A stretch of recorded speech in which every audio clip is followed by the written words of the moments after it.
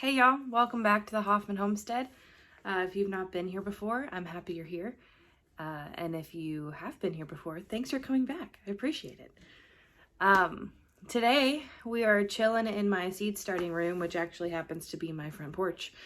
And we're going to talk about starting a new garden. I know that a lot of people are interested in starting new spaces this year, which I think is beautiful. It's an amazing thing.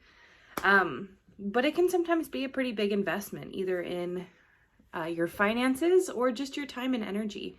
So I want to give you some of the lessons learned from the first time I started my garden to now this time, starting our new garden space, which we'll definitely be talking about in the future videos. So let's get into it.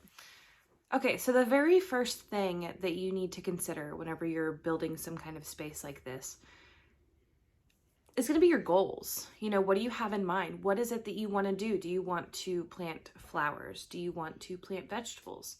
What kinds of vegetables are you wanting to plant? Do you want enough vegetables for fresh eating, or do you want to be able to can that and preserve it and ideally live off of a year's worth of your garden? You have to have your goals in mind. So even if, let's say, you're in a rental and you're not in the space where, you know, you can fulfill those goals right now, you can still implement things to learn for when you are in that space. So many people get hung up on the fact that, oh, I can't do it right now, so why even start? There are so many things that you can learn even when you're not in the space to go big.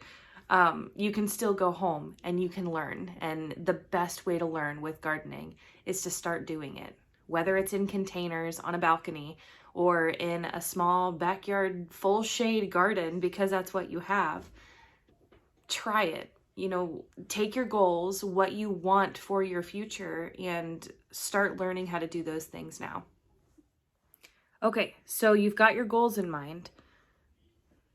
What about space? Space is going to be important. You need to consider, what space do you have to give to gardening? I not only have an outdoor space now, thankfully, but I also have indoor space for things like starting my seeds. For example, you're currently chilling on my seed starting shelf, which is where I have a bunch of lettuce currently, but also a lemon tree and asparagus starts and some very sad rosemary starts that haven't done anything, artichoke starts, and soon tomato and pepper starts. So you need to think about your indoor space and your outdoor space.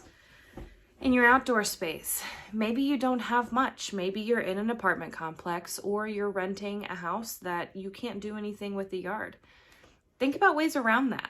There's container gardening. That is an amazing approach for someone that needs to use that kind of thing. You know, I've experimented with container gardening, and I'm not going to lie to you guys, I'm really bad at it, but I've tried it for years. And, you know, when I was renting, I would try to grow strawberries in a pot. And though the neighborhood cats ate all of my strawberries, it was amazing. That one strawberry I got that year was the most delicious strawberry I'd ever had.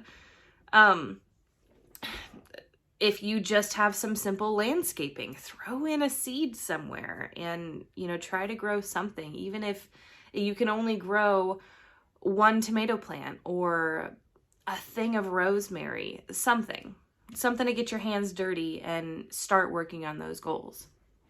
So think about the space that you have.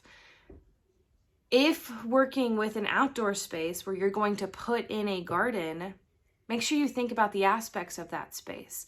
Can you get wheelbarrows into that space? Because that's important for topping off your beds at the end of a season, or even harvesting if you've got a big space with a lot of vegetables that are going to need to come in. So think about access to equipment, tools, access to water. Plants need like two things. That's sunlight and water and heat. So do you have access to water? Is it readily available? You could do things like rain collection if that's legal in your state, or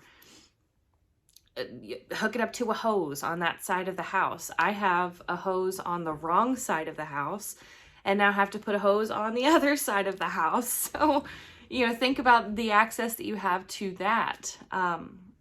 And very important mistake that I learned from my first raised bed garden is going to be access to sunlight. I have a lot of very old trees on we call it our first property, but our house property.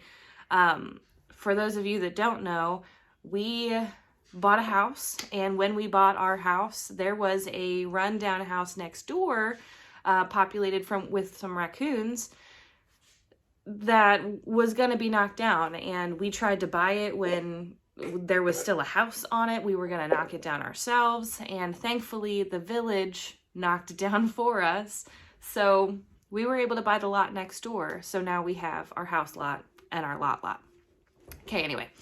So we have a lot of really big old trees on our house lot that made sunlight pretty awful. Now, there was already an existing garden space where basically there's like these big cement blocks that kind of, perimetered an area.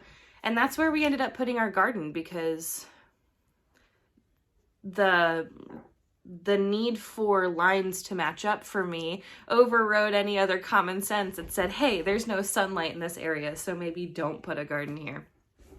But anyway, so we had our first raised bed with a lot of shade. And though we were able to grow pretty successfully in that shade, so many of our plants would have done 100 times better if we'd given them the proper amount of sunlight. So think about all of that in your space. It may be that you just moved onto a property and you need to watch that space for the next year to see how the sun hits it. Take pictures. Absolutely take pictures. You also need to look, if you're doing gardening in ground or even some raised beds, what the water situation looks like when it rains. In the lot next door, we have like a crater in the middle of it that collects water, and because we have heavy clay, it stays there for a little bit. So we had to plan where our raised beds were going to be around that crater, around that small pond. So definitely think about that kind of thing. Take your goals, take your space, the access that you have in that space, and use that to the best of your abilities. If you are renting a house and maybe can't do an in-ground bed, get one of those raised, like completely off the ground raised beds where you can do a bed of lettuce or a bed of herbs. Herbs are amazing. You can grow herbs on your kitchen counter, guys. There's so much that you can learn with the time, the energy, and the space that you have. It doesn't have to be a huge investment. Now, my husband and I are in a space where that's what we want. We're ready to invest in a much larger garden because we've learned so much in our current space, and our goals lead us to, we need a larger garden so we can grow a lot more vegetables. But not everyone's garden has to be like that. So my last piece of advice for starting your new garden is going to be to not compare yourself to others.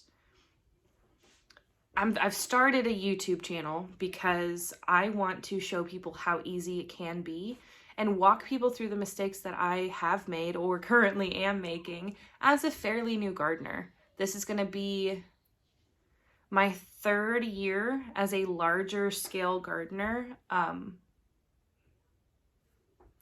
still learning a lot. I make a lot of mistakes, to include putting my garden in spaces that it doesn't necessarily need to be in. So I want to take this journey with you guys and show you how amazing it can be to grow your own food, how much better it tastes. That's why we're in it, right? We're doing it because the food tastes better.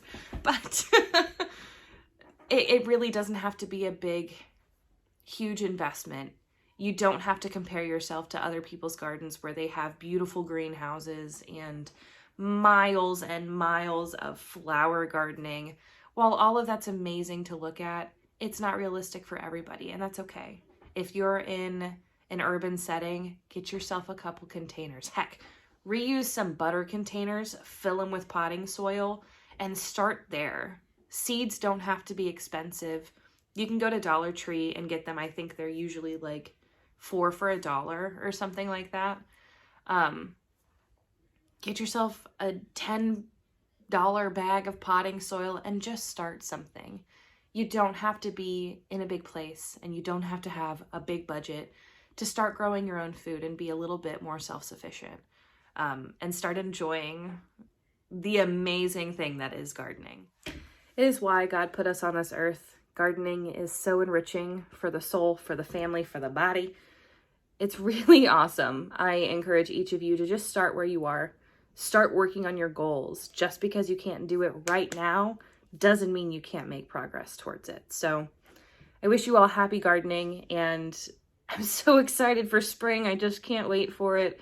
I tell you what, this part of winter, I am just crying on the inside, just ready for it to be warm, ready to be able to put my hands in the dirt and see things come to life in ways that just the way that they should.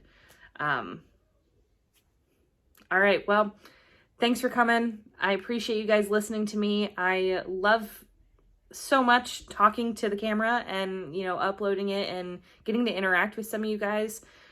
Some of the shorts that I've had, I've gotten a couple comments and a lot of views, and it's awesome. It's a feeling that I frankly was very nervous about starting a YouTube channel, but I have loved interacting with you guys and kind of finding community in YouTube with gardeners. So that's my spiel for today. Thanks for coming. I wish you guys the best of luck wherever you are and whatever your goals are. You can do it. Just start. Just start. Bye, guys.